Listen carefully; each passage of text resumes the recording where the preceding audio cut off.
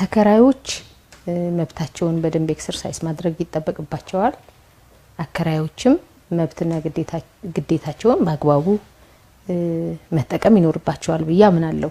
ሰላም እንደምናላችሁ ውድ የግሎባል ኒውስ ተከታታዮቻችን፣ ለምሽት የመራረጥናቸው መረጃዎቻችንን ይዘን በሰዓታችን ተገኝተናል። ዛሬም እንደተለመደው እንግዲህ የተለያዩ መረጃዎችን ይዘናል። በተለይም ደግሞ ከአከራይ ተከራይ ውል ስምምነት ጋር ተያይዞ እየተሰሙ ያሉ በርካታ መረጃዎች አሉ። እነሱን ወደ እናንተ እናደርሳለን። ሰኔ ገብቷል። 2 ዓመት የተሰጠው የአከራይ ተከራይ የጊዜ ገደብ እንግዲህ ሊጠናቀቅ ምናልባትም በጣት የሚቆጠሩ ቀናት ብቻ ናቸው የቀሩት። ይህንን ተከትሎ ታዲያ በመኖሪያ ቤት ኪራይ ላይ እንግዲህ ቅጥ ያጣ የዋጋ ጭማሪም እየታየን የሚገኘው በተለይም ደግሞ በጋራ መኖሪያ ቤቶች አካባቢ እየተስተዋለ ያለው የዋጋ ጭማሪ እንግዲህ ወቅቱን ያላገናዘበ ስለመሆኑም ነው እየተገለጸ የሚገኘው። በአያት በአራብሳ በጀሞና በሌሎችም ሰፋፊ የጋራ መኖሪያ ቤቶች እንግዲህ በሚገኙባቸው ስፍራዎች ሁሉ ከፍተኛ የሆነ የኪራይ ዋጋ ጭማሪ ስለመታየቱም ተሰምቷል። በዚህ ላይ እንግዲህ የከተማ አስተዳደሩ ምላሽም ቢሆን በጉጉት እየተጠበቀ ነው የሚገኘው። ነገርየው የሁለቱንም የአከራዩንም ሆነ የተከራዩን መብትና ግዴታንም የሚመለከት ስለመሆኑ ብዙዎች እንግዲህ የከተማ አስተዳደሩ ምላሽ እየጠበቁ ነው የሚገኙት። ምላሹ ምን ይሆን? መረጃዎችን ከዚህም ከዛም ማሰባስበናል። ከግሎባል ኒውስ ታደምጣላችሁ። የተከበራችሁ ተከታታዮቻችን ከናንተ የሚጠበቀው ቻናሉን ላይክ እና ሼር እንደዚሁም ደግሞ አዲስ ከሆናችሁ ደግሞ ሰብስክራይብ በማድረግ ቤተሰብ መሆን ብቻ ነው። በዚሁ ወደ መረጃችን እናልፋለን።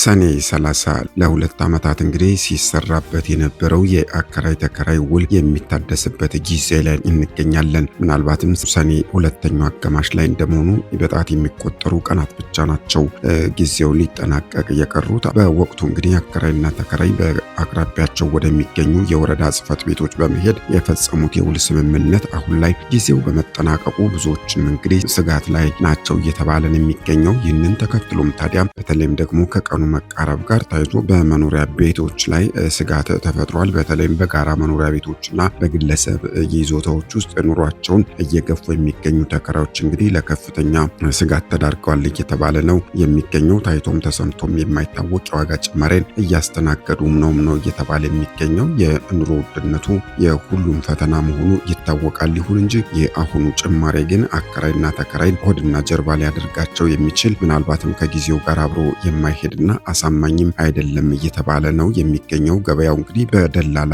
የሚዘወር መሆኑ ይታወቃል። የዛሬ 2 ዓመት እንግዲህ ውሉ በአከራይና በተከራይ መካከል ሲደረግ ለአከራዩም ሆነ ለተከራዩ መብት የሰጠ ሆኖ በዝርዝር የተቀመጠ ቢሆንም አሁን ላይ ግን እየወጡ ባሉ የመረጃ ምንጮች እየሆነ ያለው ከዛ በተቃራኒ እንደሆነም ነው እየተገለጸ የሚገኘው። የተከበራችሁ ግሎባል ኒውስ ተከታታዮቻችን እንግዲህ ከዚሁ ጋር ተያይዞ በተለይም በጋራ መኖሪያ ቤቶች አካባቢ ያለው የዋጋ ጭማሪም ምን ይመስላል እንነግራችኋለን። ምናልባትም ከዚሁ ጋር ተያይዞ እንግዲህ በእናንተስ አካባቢ ምን ይመስላል? የቤት ኪራይ ዋጋ እንዴት ነው? እንዴትስ እየሆናችሁ ነው የሚለው መረጃ እንግዲህ በኮመንት ቦክስ ላይ ሀሳባችሁን ልታጋሩን ትችላላችሁ።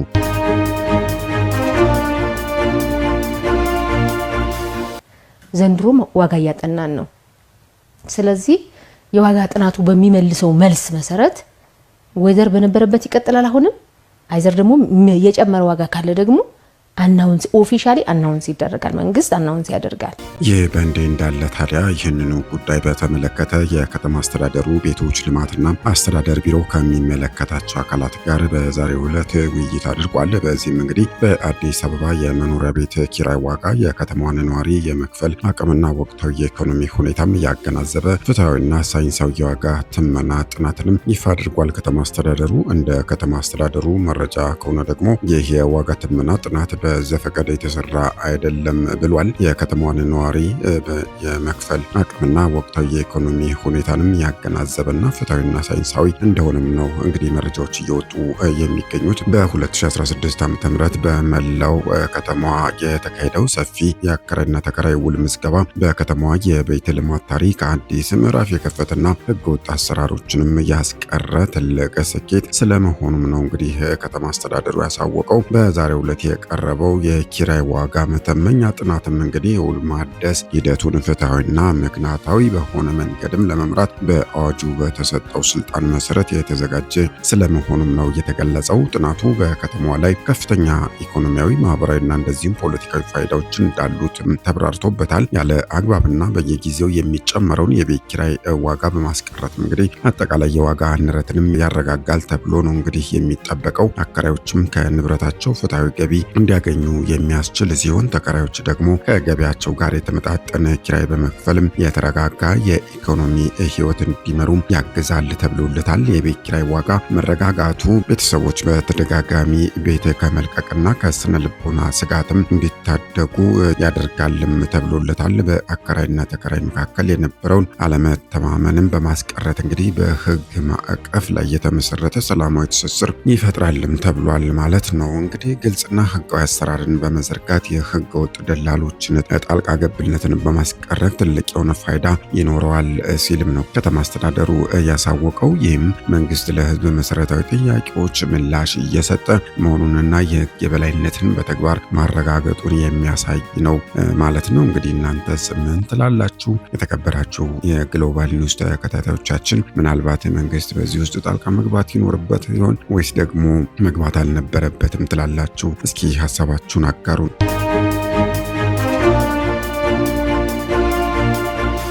በአያት በአራብሳና ጀሞን በመሳሰሉት እንግዲህ ሰፋፊ የጋራ መኖሪያ ቤቶች በሚገኙባቸው አካባቢዎች ከፍተኛ የሆነም የኪራይ ዋጋ ጭማሪ ስለመታየቱም ነው እየተሰማ የሚገኘው። የቤት ኪራይ ጭማሪው እንግዲህ በተለይም ከሁለት ወራት ወዲህ እንግዲህ በከፍተኛ መጠን ማሻቀቡም ለማወቅ ተችሏል። በአያት ኮንዶሚኒየም ከ20 ሺህ እስከ 22 ሺህ ብር ኪራይ ይከፈልበት የነበረው ባለ ሁለት ክፍል መኝታ ቤት ወደ 30 ሺህ ብር እና ከዚያ በላይ ያሻቀበ ሲሆን እስከ 15 ሺህ ብር ይከፈልበት የነበረው ባለ አንድ ክፍል መኝታ ቤት ደግሞ እስከ 25 ሺህ ብር መድረሱን ነው እየተነገረ የሚገኘው። ስቱዲዮ ተብሎ የሚጠራው አንድ ወጥ የመኖሪያ ክፍል ደግሞ ከ10 ሺህ ብር ወደ 16 ሺህ ብር ገደማ ማሻቀቡንም ነው የዋዜማ ሬዲዮ ዘገባ የሚያመለክተው። እንግዲህ እሱንም የመረጃ ምንጩን መሰረት አድርገን ስንናገር በገላን፣ ቦሌ፣ አራብሳና እንደዚሁም በጀሞ በሚገኙ የጋራ መኖሪያ ቤቶች ላይ እንግዲህ በተመሳሳይ አከራዮች ከፍተኛ የኪራይ ጭማሪ ማድረጋቸውም ተሰምቷል። የከተማ አስተዳደሩ በበኩሉ እንግዲህ የቤት ኪራይ ጭማሪ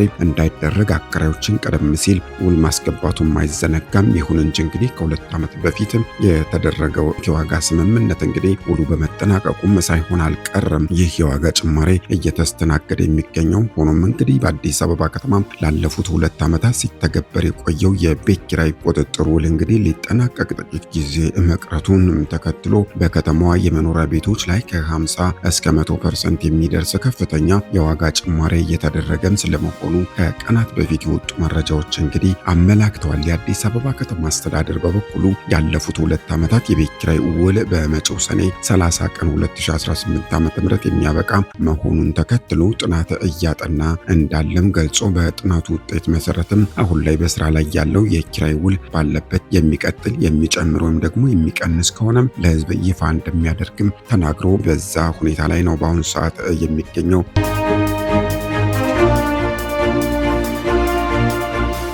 ይሁን እንጂ እንግዲህ ከሳምንት በፊትም በወጡ የመረጃ ምንጮችም እንግዲህ አከራዮች በራሳቸው ፍላጎት የቤት ኪራይ መጨመር እንደማይችሉም ሲገለጽ ነበረ። የአዲስ አበባ ከተማ አስተዳደር ቤቶች ልማትና አስተዳደር ቢሮ የአከራይና ተከራይ ግንኙነትን በቴክኖሎጂ ለማዘመን በጀመረው የዲጂታል ምዝገባ ሂደት እንግዲህ እስካሁን 500 ሺህ የሚጠጉ ቤቶችን ወደ ሲስተሙ አስገብቻለሁ ነው እያለ የሚገኘው። የቢሮው ኃላፊ ቅድስት ወልደ ጊዮርጊስ እንደገለጹትም ይህ አዲስ አሰራር አከራዮች መረጃ እንዳይደብቁ የሚያደርግ ከመሆኑም በላይ ያለአግባብና ያለምንም ምክንያታዊ መነሻ ይደረግ የነበረውን የዋጋ ጭማሪ ሙሉ በሙሉ የሚያስቀር ይሆናልም ሲሉ የተናገሩት። በአዲሱ ሕግ መሰረትም እንግዲህ አከራዮች በራሳቸው ፍላጎት ብቻ ዋጋ መጨመር የማይችሉ ሲሆን መንግስት በየዓመቱ ሰኔ 30 ላይ በሚያወጣው ይፋዊ መግለጫና የገበያ ጥናት መሰረት ብቻ ጭማሪው በፐርሰንት በመቶኛ ይወሰናል። የውል ጊዜው በማብቃቱ ምክንያት ብቻ አከራዮች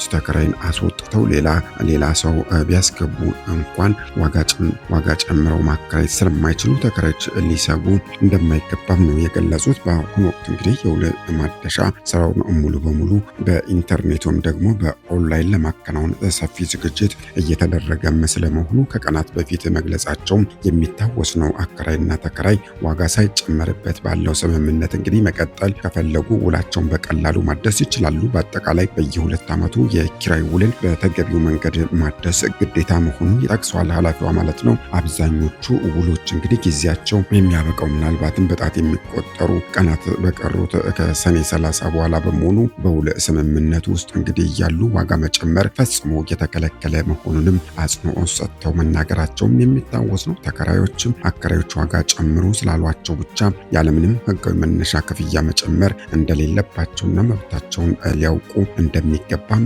ተገልጿል ማለት ነው። መንግስት እንግዲህ ዘላቂ ችግሩን ለመፍታት የጀመረውን የቴክኖሎጂ ማሻሻያ አጠናክሮ እንደሚቀጥልም ማስታወቁም የሚታወስ ነው። ይህ በእንዲህ እንዳለ እንግዲህ የአከራይ ተከራይ ጉዳይ እንግዲህ በአፋጣኝ ምላሽ ሊሰጠው ይገባል። እንግዲህ ችግሩ በሁሉም አካባቢ እየተስተዋለ የሚገኝ ነው። በጋራ መኖሪያ ቤቶች ብቻ ሳይሆንም እንግዲህ በግለሰብ ቤት ውስጥ ተከራይተው የሚኖሩ ተከራዮችም እንግዲህ ትልቅ የሆነ ሰቆቃ ውስጥ እንደሚገኙም ነው መረጃዎች እየወጡ የሚገኙት።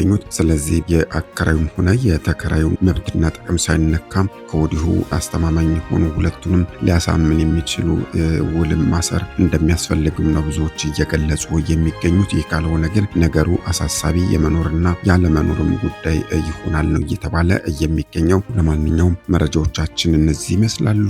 ቀሪ ከዚሁ ጋር ተያይዞ እንግዲህ በነገው ዕለት ወደ እናንተ የምናደርሳቸው የተለያዩ መረጃዎች ይኖራሉ። እናንተስ አካባቢ የኪራይ ዋጋ በስንት ዋለ? እናንተም ሀሳባችሁን አጋሩን ነው የምንለው። ለማንኛውም እኛ በዚሁ እናበቃለን። ከግሎባል ኒውስ መረጃዎቻችን የተከታተላችኋቸውን ይመስላሉ። ምሽቱ ያማረ ይሁንላችሁ። ሰናይ ጊዜ